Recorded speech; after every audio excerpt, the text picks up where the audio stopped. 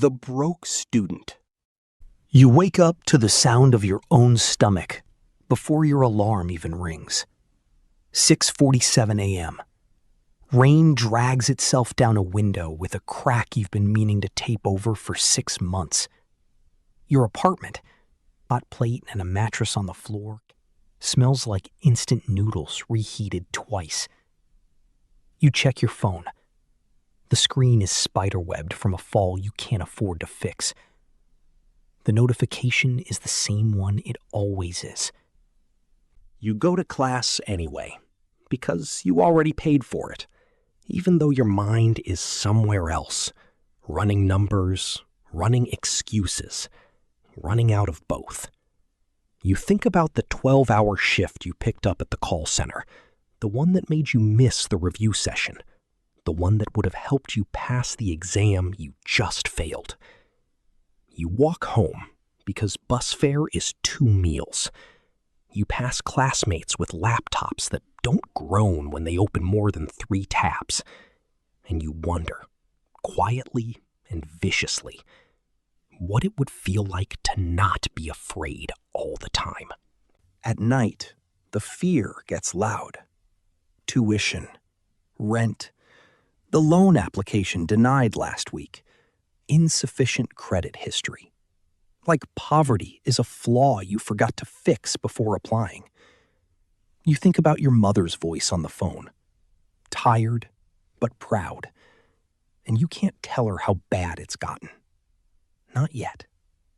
Maybe not ever. So you do what you always do when the walls close in. You open the one thing you own, a laptop with a cracked hinge and a dying fan, and disappear into the only room in your life that's actually free. You're not looking for anything specific.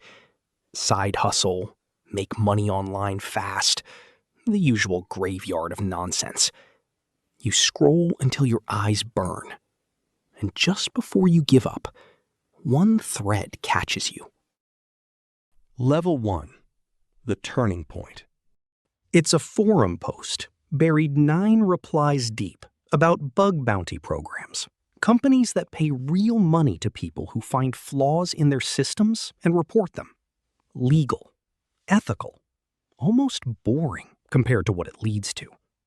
You read for hours, then download a legal practice sandbox and find your first flaw at 3 a.m., hands shaking with something you haven't felt in a long time. Competence. You report it. 3 days later, a company pays you $140. It's not much, but it's the first money you've made that didn't cost you your dignity.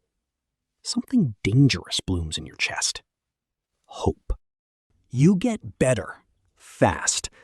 And that's when the private message arrives, not from the bounty platform, but from someone in the forum's shadows who's been watching your solves. You're good. Legit bounties are slow money. I know people who pay 10 times that for the same skill, no questions asked. Interested? You stare at it for a long time. You know exactly what line it's asking you to cross. Then you think about the rent that's now due in 1 day instead of 4. And curiosity, the polite word for desperation, wins. You say yes. Level 2. Script Kiddie. You start where everyone starts. Small, borrowed, unoriginal. You download tools other people built, run scripts you barely understand, and deface a handful of poorly secured websites just to watch your handle appear where it shouldn't. You don't fully grasp what you're doing under the hood. You just know it works, and it feels like power you've never been allowed to hold. The risk feels like nothing, because you don't know how loud you are. Every action leaves a trail, and you're leaving them everywhere, careless as footprints in wet concrete. The money is close to zero.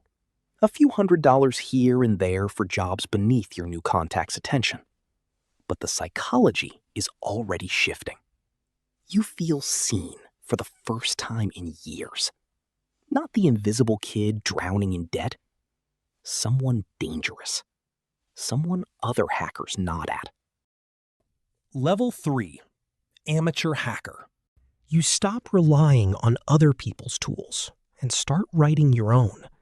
You spend nights that used to go to sleep now going to documentation, forums, private tutorials passed hand to hand like contraband. You learn how networks actually think, how they trust, and where that trust breaks. You build convincing phishing pages, harvest credentials for people willing to pay for access, and you get your first real payday, enough to cover 2 months of rent in one transfer. The risk grows with your ambition. You have a close call. A target's security team notices unusual activity, and for 3 days you don't sleep, certain a knock is coming. It doesn't come.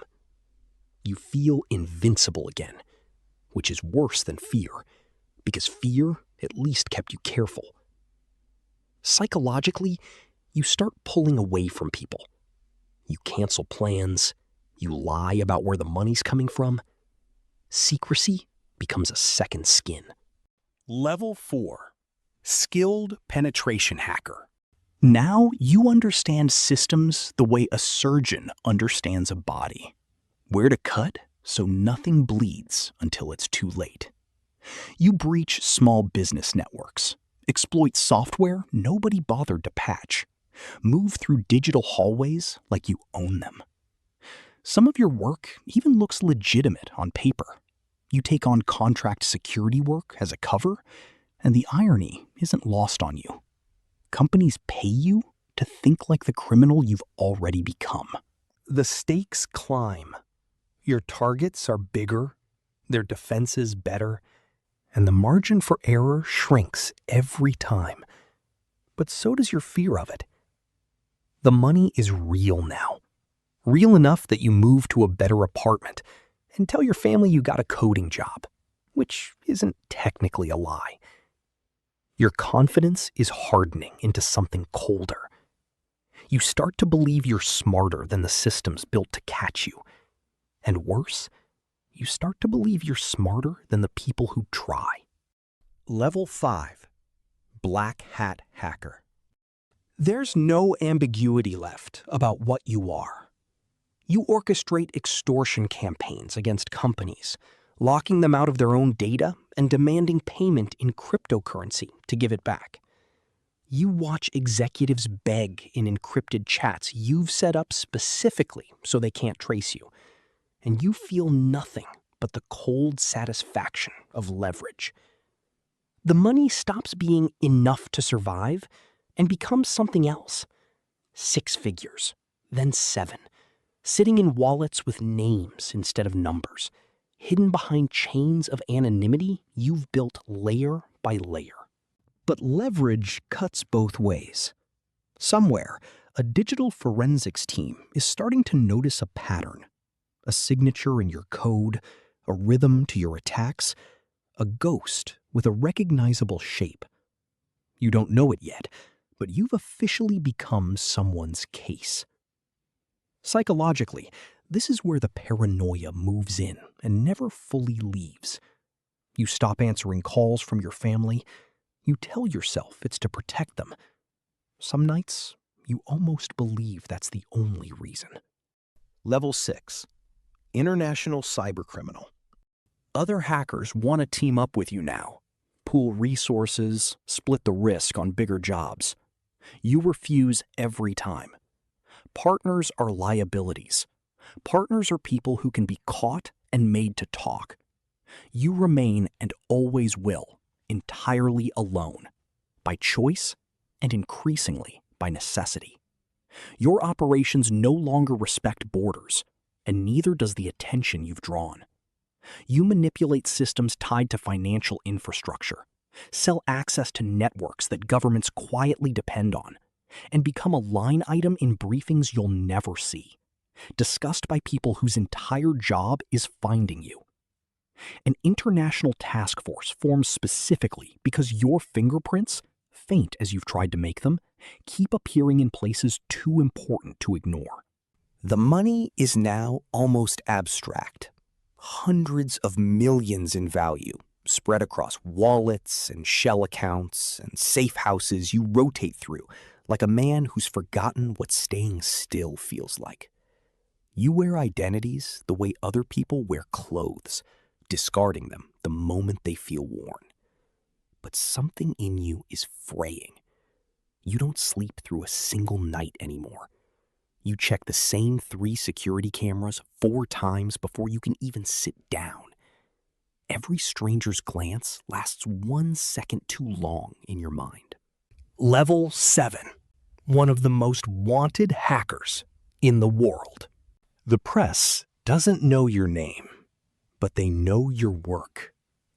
News outlets speculate about the ghost in half a dozen countries. Cybersecurity firms build entire departments around predicting your next move. Somewhere, a government official stands at a podium and refuses to confirm or deny that you exist, which is its own kind of confirmation.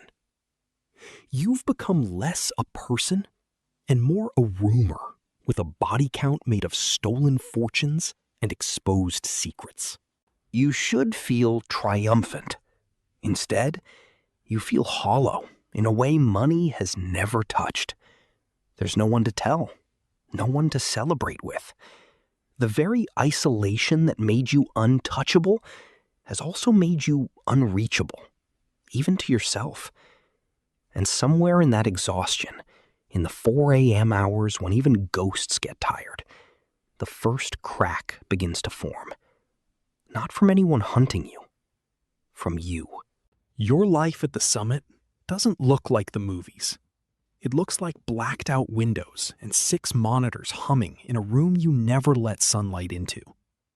It looks like 3 passports with 3 names that aren't yours, kept in a bag by the door in case you need to become someone else before breakfast. It looks like money you can't spend anywhere that would ask where it came from, sitting in digital vaults you check obsessively, as if wealth you can't use is still wealth at all. You watch news segments about the damage you've caused, hospitals disrupted, savings wiped out, small businesses shuttered because you needed to prove, again, that you still could. You tell yourself they were just numbers on a screen. Some nights, you almost believe it. Every relationship you had has quietly died from neglect. Your mother's calls go to voicemail because you can't explain your life without ending it. Old friends stopped trying to reach you years ago. You are, by every material measure, one of the most powerful people in a room no one can see. And by every human measure, you are utterly alone. The paranoia doesn't come in waves anymore. It's just the water you swim in. You've built an empire with no one to hand it to, and no version of yourself left who remembers why you wanted it. The fall. It's never the big mistakes that catch people like you. It's the small ones. One login, one time, without routing through the maze you built for everyone else's safety but your own, because it's 5 a.m. and you're too exhausted to care. That's all it takes. An analyst who spent 3 years collecting fragments of your shadow finds the one piece that finally matches a place, a server, a time zone, a city you've quietly called home. The silence that follows isn't peace, it's a countdown. Agencies across multiple countries build a single case file out of years of your work. Then one morning, it ends. Vehicles outside that don't belong. A door that stops existing. Hands on your shoulders before you can reach the keyboard. Under 90 seconds to end what took you a decade to build. The interrogation isn't about learning what you did. They already know. It's about watching you realize how much they know. The trial strips the myth down to a name, an address, a face that looks tired and ordinary. The sentence is measured in decades. The wealth, the wallets, The safe houses? Seized. Gone. Because none of it was ever really yours. It was borrowed time, and the bill has come due. The cell is smaller than your first apartment. A bed, a sink, a slot in the door, and a silence you're not used to. No notifications, no monitors, no ghosts to be. Just you and every decision that led here, replaying without permission. You think about the version of yourself who found that first legal bug and felt hope instead of hunger. You had one of the sharpest minds in the world. You could have built something. Instead, you spent it tearing things down. And somewhere between the first small crime and the last enormous one, you told yourself the money made it worth it. It didn't. It never does. Intelligence without ethics doesn't make you untouchable. It just makes the fall further and the cell a little quieter when you finally land.